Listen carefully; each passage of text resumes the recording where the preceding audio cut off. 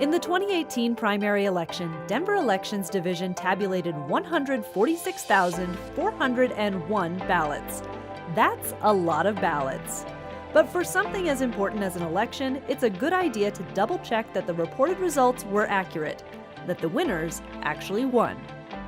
A risk-limiting audit uses statistical analysis to allow election officials to review only a few of all ballots cast in an election to double-check outcomes.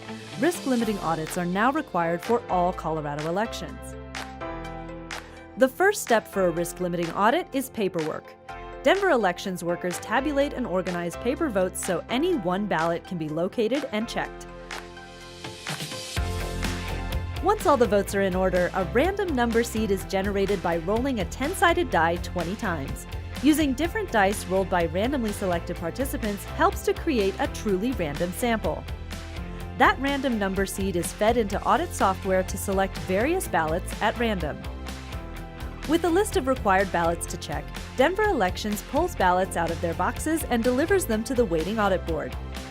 The audit board is composed of one Democrat and one Republican to avoid bias. The board reviews each randomly selected ballot and enters the agreed-upon votes into the audit software. If the audit board and machine interpretations of ballots don't match, and if the new interpretations change the margin of victory for any contests, the audit software would call for a second round examining more ballots. For small margins of victory or major problems, more audit rounds could be required, up to a full hand recount of each ballot. For the 2018 primary, Denver Elections risk-limiting audit required checking 222 ballots in the first round, just 0.15% of the total votes cast. Thanks to probability and statistical math, examining this tiny fraction of votes cast has a 95% likelihood of catching problems with the election results, and only requires a fraction of the time and cost of a full recount. At the end of the first round of Denver's risk-limiting audit, Denver ended up with a perfect score.